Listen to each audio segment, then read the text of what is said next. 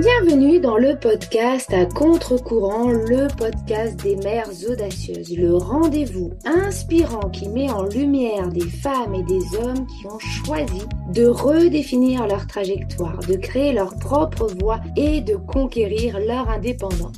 Je suis votre hôte, Nathalie Grimaud-Morvillier, et je suis honorée de vous accompagner dans ce voyage extraordinaire. Après plus de 15 ans en tant que salariée dans le domaine du marketing digital et après 4 discriminations à la maternité, j'ai décidé de prendre mon indépendance pour mieux profiter de mes enfants sans renoncer à ma carrière professionnelle. Avec la tribu digitale, j'aide désormais les parents à en faire de même. Dans ce podcast, à chaque épisode, nous vous présenterons des histoires captivantes de mères audacieuses, de pères engagés, mais surtout de parents déterminés qui ont trouvé le courage de se réinventer pour mieux concilier leur vie personnelle et professionnelle. Qu'il s'agisse de maman, de papa ou de famille, notre podcast est un espace où chacun peut trouver une source d'inspiration, de conseils et de perspectives pour embrasser un avenir empreint de flexibilité, d'épanouissement et de conciliation ainsi que de succès. Si vous êtes à la recherche de nouvelles manières de penser et ou de travailler ou encore d'astuces, c'est le podcast qu'il vous faut. Prenez dès à présent votre boisson préférée et c'est parti. Retrouvons-nous dans le nouvel épisode du jour. Bonjour à toutes et à tous et bienvenue dans ce nouvel épisode de podcast à contre-courant, le podcast des mères audacieuses. C'est un podcast qui aide les mamans à s'épanouir en équilibrant vie personnelle et vie professionnelle. Aujourd'hui, pour le sujet du jour, j'ai le plaisir de recevoir Julie pour aborder un sujet crucial et passionnant. Comment on peut devenir un exemple pour ses enfants en vivant une vie qui nous correspond vraiment. Julie va nous partager son parcours, pourquoi elle a quitté le salariat et ce qu'elle a trouvé dans l'entrepreneuriat. En plus, vous verrez, elle a une multicasquette, mais aussi et comment elle a réussi à bâtir une vie qui lui permet aujourd'hui de mener de front plusieurs projets épanouissants tout en étant présente pour ses enfants. Bonjour Julie, quel plaisir de t'accueillir dans ce nouvel épisode. Bonjour. Alors, pour commencer cet épisode, est-ce que tu peux te présenter à celles et ceux qui nous écoutent? Alors, je m'appelle Julie Cabot, j'ai 48 ans. J'ai passé pas mal de temps comme salariée dans différents secteurs professionnels. J'ai toujours aimé le changement. Donc, j'ai été dans l'audiovisuel, j'ai été dans la protection sociale, j'ai été dans la décoration d'intérieur et encore d'autres choses. Et dans la communication aussi, dans la mobilité. Voilà, donc comme salariée. Ensuite, j'ai fait un autre chemin. Aujourd'hui, je suis entrepreneuse avec plusieurs activités en indépendante. Et je suis également élue locale. Et oui, effectivement, c'est ce que j'annonçais. Tu as plusieurs casquettes, on va sûrement y revenir. Depuis quand es-tu maman et combien d'enfants as-tu? Alors, j'ai eu mon fils à 27 ans, il a donc 21 ans bientôt, et j'ai eu ma fille beaucoup plus tard, à 39 ans, et elle va bientôt avoir 10 ans. Ah oui, donc 2 enfants, mais finalement 2 enfants uniques quasiment. Exactement, c'est exactement ça. Est-ce que tu peux nous raconter comment nous nous sommes rencontrés? Mais oui, avec un immense plaisir. J'ai eu le plaisir de te rencontrer dans le cadre du bootcamp mené par Nina Ramen, qui accompagne les femmes dans leur prise de parole sur LinkedIn. Exactement. Alors, si tu étais une femme à impact connu, qui serais-tu? Mais surtout, pourquoi? Je vais dire Joséphine Baker. Et pourquoi? Parce que je trouve que c'est une figure admirable, une femme noire dans un pays qui n'était pas le sien, dans une époque assez lointaine, qu'on connaît pour le musical. Et déjà, ça, c'est assez glorieux parce qu'elle faisait preuve d'une grande liberté à une époque où c'était pas forcément le cas de toutes les femmes. Mais par ailleurs, elle a été résistante et elle a adopté, je ne sais plus combien, 10 ou 12 enfants qu'elle élevait en même temps que tout ça. Sa tribu arc-en-ciel, comme elle disait, des enfants d'origine différente. Et je trouve que c'est extrêmement inspirant, moderne, joyeux et engagé à la fois. Exactement. Effectivement, on en profite pour faire un petit coucou à toutes les Joséphines qui pourront se reconnaître. Pour entrer maintenant dans le vif du sujet, est-ce que tu peux nous raconter donc un petit peu ton parcours avant de te lancer dans l'entrepreneuriat? Ce qui t'a poussé également à quitter le salariat pour créer ta propre entreprise. Est-ce que tu as eu un déclic particulier? Est-ce que ça, peut-être tu l'as réfléchi sur du long terme? Voilà, que tu nous expliques un petit peu tout ça. Très bien. Alors, je vais vous épargner mes 22 premières carrières. Je vais arriver au moment où je vais bientôt quitter le salariat. Donc, c'était il y a 10 ans maintenant. Et je suis salariée. Je quitte l'emploi dans lequel je suis pour différentes raisons. Et là, je me dis, j'ai besoin de temps pour réfléchir. Ce fameux moment, je me dis que je vais faire de cette pause une opportunité. Et j'ai plein d'idées. J'ai des idées plus ou moins farfelues, mais je me dis que c'est le moment d'explorer. Parallèlement à ça, 2 ans auparavant, j'avais commencé à militer dans un parti politique, voilà, au moment de la campagne de 2017, et mon engagement prenait plus de place. On m'a proposé d'être sur les listes électorales pour les élections de 2020. Donc, c'est entré aussi dans ma réflexion. J'ai voulu trouver une activité indépendante parce que je voulais pouvoir avoir la place pour mon engagement politique, surtout si j'étais élue, ce qui a été le cas. Avoir de la flexibilité aussi pour ma vie de famille. Je parle pas de liberté parce que l'entrepreneuriat, c'est pas forcément la liberté, mais ça permet une flexibilité qui est précieuse, je trouve, en famille. Mhm. Et en même temps, faire quelque chose de nouveau, puisque ça, c'est un peu le fil rouge de ma vie, faire quelque chose de nouveau. C'est comme ça que j'ai intégré un réseau de recruteurs et recruteuses indépendants qui s'appelle Odyssey RH, qui permet à voilà, à des personnes qui n'ont pas forcément le formation RH d'être formées et d'exercer une activité indépendante. Voilà, et de rentrer dans un réseau, ça a été plus facile pour moi pour me lancer. Et puis après, j'ai quitté ce réseau et à présent, je mène plusieurs activités dans différents cadres. Je pense qu'on pourra peut-être y revenir. J'ai plus besoin de cette protection du réseau, mais c'est ce qui m'a permis de passer le pas. Donc le déclic, ça a été la volonté de concilier vie professionnelle, vie personnelle, mais aussi vie politique. Voilà. Et effectivement, lorsqu'on est salarié, ça doit être assez compliqué de pouvoir avoir au moins ces deux casquettes, hein, vie politique et vie professionnelle, on va dire plus traditionnelle, sans compter après toute la vie de famille qui se rajoute bien sûr à ces choix professionnels. Oui, bah moi j'ai des collègues salariés, des collègues élus salariés. C'est compliqué, donc moi j'avais pas envie de ça. Voilà, c'est compliqué aussi, mais différemment. C'est ça. Donc du coup, l'entrepreneuriat t'a permis d'arriver à mieux concilier ta vie professionnelle et ta vie de maman notamment, et puis tes différentes casquettes. On avait eu l'occasion à un moment donné d'échanger ensemble sur ton mercredi type. Alors comme justement les épisodes de podcast tombent toujours un mercredi, est-ce que tu peux nous présenter un mercredi type pour montrer un petit peu comment tu passes d'une casquette à l'autre tout au long de la journée? Alors, le truc, c'est que j'ai pas trop de mercredi type, c'est ça ma vie, c'est que j'ai pas de journée type, ni de nuit type, mais néanmoins, effectivement, le mercredi, ça a été vraiment pour moi hyper important. Alors, mon fils était déjà grand, hein, mais ma fille, elle a une fatigabilité sociale assez forte, même si elle aime beaucoup avoir des copines et tout, et elle a vraiment besoin d'être parfois en dehors de la collectivité. Donc, dès que j'ai pu, je ne l'ai plus mise en centre de loisirs et on a fait le choix avec son père à l'époque de chacun libérer un mercredi sur deux pour être avec elle tout en travaillant. C'est un deal avec elle. On lui a dit, nous, c'est pas notre mercredi, on travaille, mais tu peux rester à la maison. Mhm. Donc, qu'est-ce que ça donne? Elle a tout de même une activité le mercredi matin. Donc, on se lève, on travaille en pyjama, enfin moi. Elle part au dessin. Alors, on l'accompagnait, mais là, maintenant, elle y va toute seule. Donc là, c'est quand même la grosse liberté. Elle part au dessin pas très loin pour 10h30. À midi, on se retrouve pour déjeuner dans un petit restaurant de quartier. On prend un petit moment ensemble. Et l'après-midi, soit elle reste tranquille à la maison, soit elle retrouve une copine au parc et nous, on bosse. Mais on se rend un peu plus disponible quand même. Et ça fait une journée qui lui permet, elle, d'avoir un peu de temps tranquille, de pas se lever trop tôt le mercredi, d'avoir une journée un peu plus cool. Voilà. Ça sera plus compliqué avec le collège. Mais pour l'instant, elle est en CM2, on profite de cette dernière année. Et oui, effectivement, c'est vrai que souvent au collège, ils ont cours au moins le mercredi matin, mais il reste quand même le mercredi après-midi pour pouvoir profiter. En tout cas, effectivement, je comprends très bien ton mercredi puisque c'est souvent lorsqu'on travaille, en tout cas de chez soi, on va jongler entre des moments avec nos enfants et puis des moments où on va travailler et là où on va dire à nos enfants, bah là, pendant 1 heure, pendant 2 heures, maman est pas disponible. Donc, il faut que tu apprennes à t'occuper tout seul ou toute seule, hein, et que tu fasses des activités sans déranger pour qu'on puisse avancer aussi sur notre travail. Tout à fait, et ça n'empêche pas que quand c'est possible, quand je suis pas blindée de réunions, etc., on prend un moment pour faire un jeu, pour regarder quelque chose ensemble, ou prendre un petit peu de temps, faire des pauses, quitte à ce que je rebosse plus tard, mais en tout cas, ça me permet de passer quand même du temps avec elle. Et c'est vrai que les enfants grandissent grandissent trop vite. Je pense que tu l'as très bien vu déjà avec ton grand.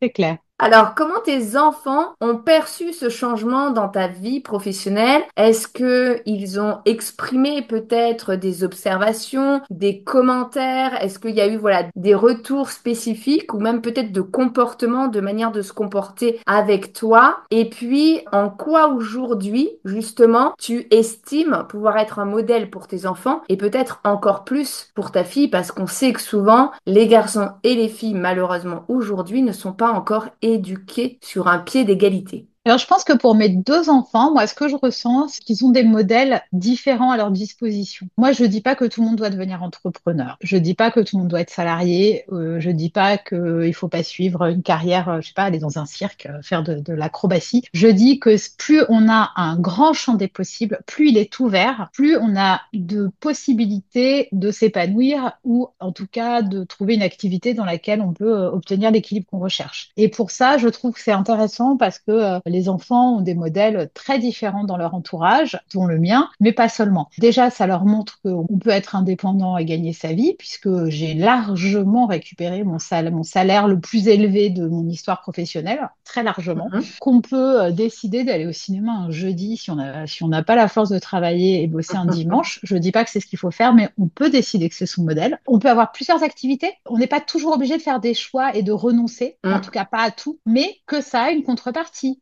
Effectivement, moi, je travaille pendant mes vacances, mais je peux partir toutes mes vacances scolaires en entier. Ouais. C'est un choix que je fais. Je travaille tous les matins en vacances, j'essaie de pas rogner sur les après-midi, mais on peut partir tout le temps. Et ça, c'est super aussi. Donc ça, c'est bien. Je pense que je leur ai montré qu'on peut aussi définir son ambition de manière pas seulement réaliste, pragmatique, mais aussi écouter ce qu'on a vraiment envie de faire et trouver de la place pour tout. Moi, mon engagement est important pour moi. C'est pas quelque chose qui peut me rémunérer suffisamment pour en vivre, mais j'ai pu faire des choix pour rendre ça possible. Quand j'ai choisi le recrutement, c'est un métier qui est très intéressant, mais c'était pas un choix, genre mon rêve, c'était pas d'être recruteuse. Je vais être honnête, ma motivation était ailleurs. C'est pas pour ça que c'est pas une bonne motivation et c'est pas pour ça que je fais pas bien mon métier. J'ai obtenu une vie qui ressemble à ce que je voulais grâce à ce choix-là. Donc je trouve que c'est important pour les filles et les garçons. Aujourd'hui, mon fils qui a 20 ans me dit qu'il ne sera jamais salarié. Bon, on verra, mais en tout cas, il se dit pas faut que je sois salarié, il faut nanana. Son champ des possibles est ouvert. Moi, c'est ce qui compte pour moi. Et ma fille veut être présidente de la République et chanteuse. Donc, je pense qu'on est pas mal. Ah, on est vraiment pas mal sur le champ des possibles. Et effectivement, je te rejoins un peu puisque moi aussi, mon fils aîné m'a quand même sorti l'été dernier que il voulait travailler uniquement en freelance de n'importe où dans le monde et qu'il ne voulait surtout pas être salarié pour ne pas être bloqué quelque part.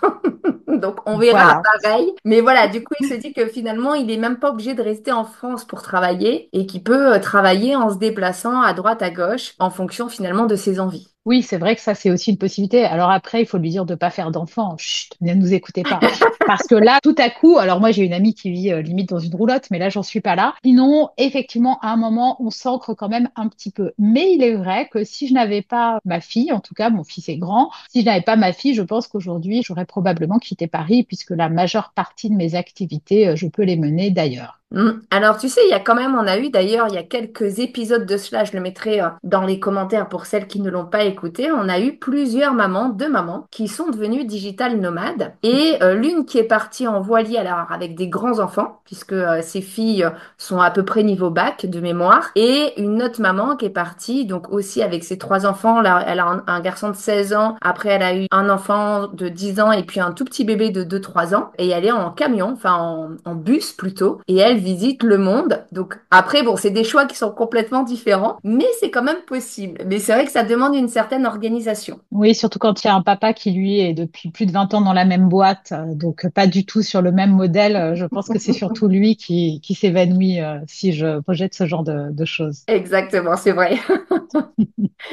Quels ont été tes plus grands défis lorsque tu es passée de salariée à entrepreneuse et comment tu as réussi finalement à les identifier puis à les surmonter pour pouvoir te dépasser et être là où tu veux être finalement aujourd'hui? Le premier défi, je pense, c'est de réussir à ne pas écouter ses peurs. Et là, je le dis vraiment sérieusement parce que moi, je suis plutôt audacieuse. Je me laisse pas trop freiner par mes peurs. Néanmoins, quand on a une famille, bah, à un moment, il faut Mm, remplir le frigo. mm. Et donc, quand on a un salaire, quel qu'il soit, même s'il n'est pas foufou, on sait combien on gagne à la fin du mois et on peut dimensionner plus ou moins sa vie en fonction. Tout à coup, là, c'est la grande inconnue. Et quand on se lance dans une nouvelle activité, il faut un peu de temps pour gagner des sous. Et ça, j'en avais conscience. Donc, il fallait que j'ai confiance dans l'avenir. Voilà. Et oui. Donc, ça demande un réel investissement. Moi, je sais que j'avais un peu de prestations chômage, donc ça m'a soutenue. C'était pas très élevé, mais ça me faisait un petit matelas de sécurité et ça m'a permis de me lancer. Je pense que sinon, il m'aurait fallu un petit peu de trésorerie ou voilà, ou que le transfert de nos frais se fasse sur mon compagnon. Mais c'est sûr qu'au début, on peut avoir un coup de bol, mais moi, je mise jamais une stratégie sur un coup de bol. Mm.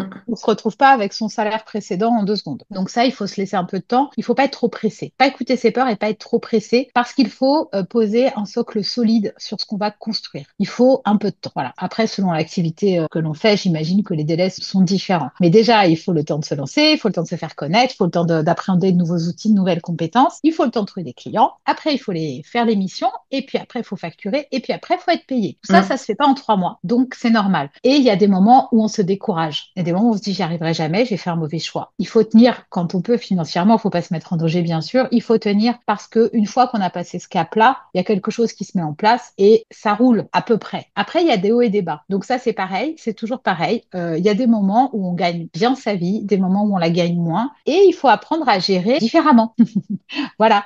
Il faut pas tout claquer. Si on fait un mois à 10 000, il faut se dire que peut-être on va faire zéro le mois d'après, Mm. voire pas Mettre de grand-chose celui du côté. suivant. Exactement. Exactement. Moi, ça, c'est pas mon fort. Je suis pas une grande gestionnaire, donc je me suis fait quelques petites frayeurs. Voilà. Donc ça, bon, les défis, c'est de changer en fait de mode d'organisation. Là, je parle de finance, mais de manière générale. C'est bien la flexibilité, mais le truc, c'est que du coup, on a l'impression que tout rentre, quoi. Tout va rentrer puisqu'on a la main. Mais c'est pas vrai. Enfin, les journées font toujours que 24 heures, parce qu'elles font bien 24 heures quand même. Quand on entreprend, il faut le dire, elles peuvent être un peu longues, un peu à rallonge. Donc, il faut apprendre à s'organiser pour pas tout laisser déborder. Moi, ça, c'est un défi qui reste présent, je le dis sincèrement, parce que c'est pas mon point fort. Je mets en place des choses. Pour moi, un point très important, parce que ça aussi, ça peut créer de la fatigue et du découragement. En Mm. fait, il faut être assez attentif aux signaux de découragement et il faut pas hésiter à aller chercher de l'aide. Ça, c'est comme dans la vie personnelle. Il faut pas rester isolé. On n'est pas dans un cadre structuré comme une entreprise. On n'a pas de collègues, on a des partenaires, on a des clients. C'est pas la même chose. Mais il faut aller chercher de l'aide et parfois apprendre à investir un peu d'argent Ouais,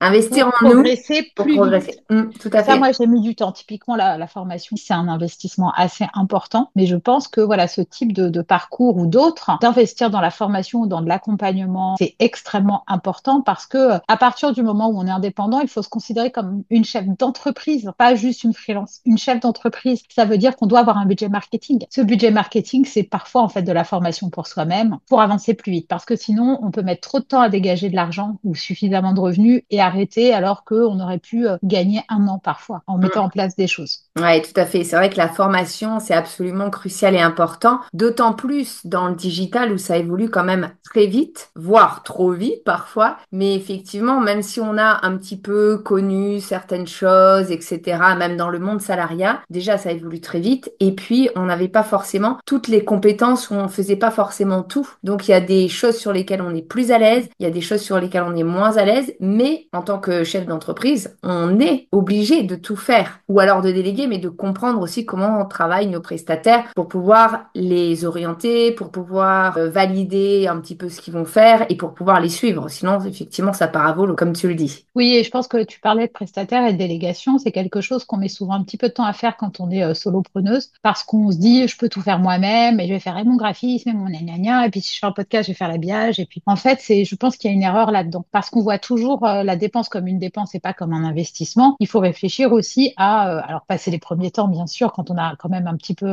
de sous qui rentrent. Il faut réfléchir aussi à où est-ce qu'on gagne le plus de sous, là où est-ce qu'on a le plus d'impact et Mm. puis déléguer d'autres choses parce que ce temps qu'on libère, c'est du temps qu'on va facturer plus cher que ce qu'on paye le prestat et pour une Exactement. meilleure prestation. Moi, je suis pas graphiste. Je crois que ça, c'est visible sur mes visuels LinkedIn. Voilà, pour faire mon logo, j'aurais passé, je sais pas, 1000 ans sur Canva pour faire un truc tout pourri. Ça n'a aucun intérêt, en fait, etc., etc. Là, je songe à prendre un assistant ou une assistante virtuelle parce que ma vie est vraiment beaucoup trop compliquée et que je perds du temps à mal m'organiser. Donc, ça n'a aucun sens. C'est un investissement, mais c'est un investissement qui va m'enlever de la charge mentale, et ça, merci. Et c'est un investissement qui va me permettre de dégager du temps de vrai travail, du temps que je facture. Exactement, ouais, tout à fait. Alors justement, quels seraient les conseils que tu donnerais aux mamans qui aimeraient bien se lancer dans l'entrepreneuriat, mais hésitent parce que justement, elles ont peur, elles ont différentes peurs. Alors ça peut être la peur de pas gagner suffisamment, ça peut être la peur de ne pas réussir à tout concilier, ça peut être la peur de, lorsqu'on travaille chez soi, soit travailler tout le temps, soit ne travailler jamais parce qu'on a toujours plein de choses à faire aussi chez soi. Bref, quels seraient toi les conseils que tu pourrais leur partager aujourd'hui? Je pense que chaque situation est différente parce qu'on n'a pas toutes les mêmes spécificités. Effectivement, quand tu cites le travailler trop ou travailler pas assez, ça va être très particulier. Moi, quand je faisais du télétravail très ponctuel, parce que c'était pas encore la mode, quand j'étais salariée, j'avais tendance à rien foutre, je vais le dire franchement. Je me disais, il faut que je bosse, ouais, bon, puis je me rattrapais après au bureau, quoi. Donc bon, ça, c'était un stress pour moi. Je me disais, mais en fait, je vais jamais réussir à bosser de chez moi. Et en fait, on est dans un autre cadre. Au final, moi, je pense pas qu'on fasse rien. Enfin, je crois pas trop. Il y a des jours où on est un peu mou, mais dans ces cas-là, on s'écoute, on fait autre chose et puis on retravaille plus tard. Donc, c'est pas le même impact. On n'a pas d'horaire, sauf si on a des réunions. Donc ça, moi, je pense que c'est quelque chose qu'on gère. Ensuite, de manière générale, je pense que c'est pas mal quand on se lance et qu'on a des peurs d'aller parler à des femmes qui sont passées par là. Bon, bah, c'est aussi ou d'écouter ton podcast. Mais je Exactement. pense que voilà, mais c'est ça en fait. Tous ces témoignages que tu récoltes avec ton podcast, c'est autant d'expériences de personnes très différentes, avec des peurs différentes, des parcours différents. On peut se faire une petite grille de questions qui correspondent aux peurs, aux freins qu'on a, et puis contacter même directement sur LinkedIn des personnes. En plus, c'est une bonne manière de se faire un nouveau réseau d'entrepreneuses, et c'est très agréable quand on entreprend d'avoir son petit réseau d'entrepreneuses, et ça soutient énormément au quotidien. C'est pas toi qui vas me dire le contraire, je pense. C'est tellement important le Exactement. réseau et la communauté, c'est essentiel. C'est ça que je Ouais. trouve ça super ce que tu fais parce que l'effet de communauté, il est trop important pour pas se décourager justement. Et de poser quelques questions, demander 10 minutes de leur temps pour poser des questions et se rassurer. Je pense que ça peut aider et surtout ça peut permettre d'éviter quelques écueils. Voilà. Aussi, tout à fait, de prendre ce qui a été une réussite ou un échec, d'ailleurs, chez celles qui sont passées avant nous pour éviter de faire les mêmes et pour gagner du temps quelque part. Oui, gagner du temps, c'est pas mal. Mm. On en a toutes besoin. Bon, en tout cas, merci beaucoup Julie pour tout ce partage. Pour terminer, est-ce que tu peux nous partager ta plus grande réussite ou alors un moment particulier justement en lien avec le sujet du jour?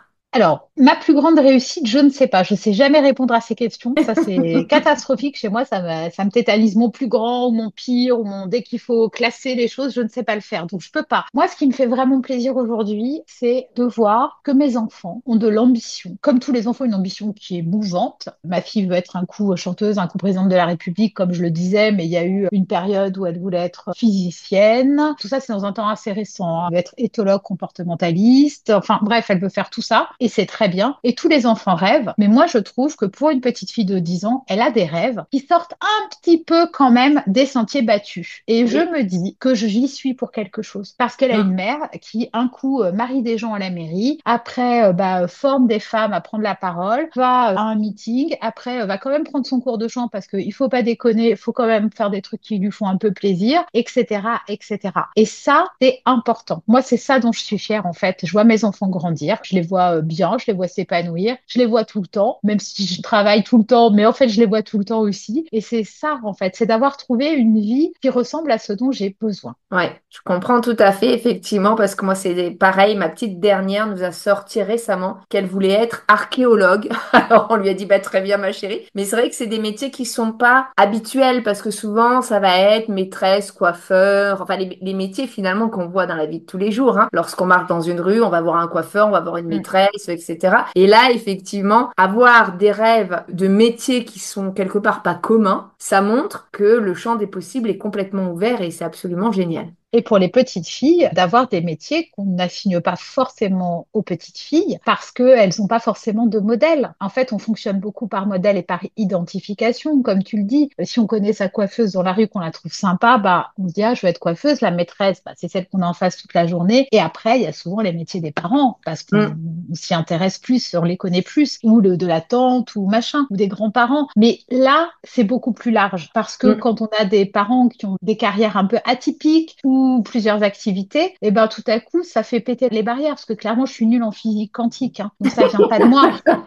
Voilà, à la limite, le côté politique, ok, j'y suis peut-être pour quelque chose et le chant aussi parce que j'adore ça. Mais sinon, pour tout le reste, ça sort de sa tête. Voilà. Ouais. Et pour compléter le côté n'importe quoi de ma vie, sache que j'ai fait des études d'archéologie. D'accord, bon ben très bien. Je leur reverrai discuter avec toi si d'ici quelques années elle est encore sur cette idée-là, parce que c'est vrai que ça nous a étonnés. Alors pour le coup, nous on n'a pas du tout fait d'études d'archéologie, donc elle nous a dit je veux être archéologue. Ok, ça sort d'où? Pareil, de sa tête, mais c'est génial. Bon ben en tout cas, merci beaucoup Julie pour ton témoignage, pour ta bonne humeur aussi, pour ton sourire et puis pour tout ce que tu as aujourd'hui partagé avec nos auditeurs et nos auditrices. Je pense qu'effectivement ce sera vraiment très riche pour eux parce que ça montre bien qu'on peut construire une vie sur mesure, une vie qui non seulement nous correspond, mais qui a aussi un impact positif sur nos enfants et qui nous permet finalement d'être un vrai modèle pour eux. Et cela grâce à des prises de décision qui nous permettent d'être alignés avec nos valeurs. Je pense qu'il n'y a rien de mieux pour être heureux que d'être aligné avec ses valeurs. J'espère aussi que cet épisode vous aura donné matière à réflexion et pourquoi pas donner l'envie d'explorer vous également une vie qui vous ressemble davantage. Si vous avez aimé cet épisode, vous pouvez le liker, le commenter ou même le partager à une personne qui en aurait besoin. En attendant notre prochain épisode, je vous souhaite à toutes et à tous une très belle journée, après-midi ou soirée et surtout, prenez soin de vous.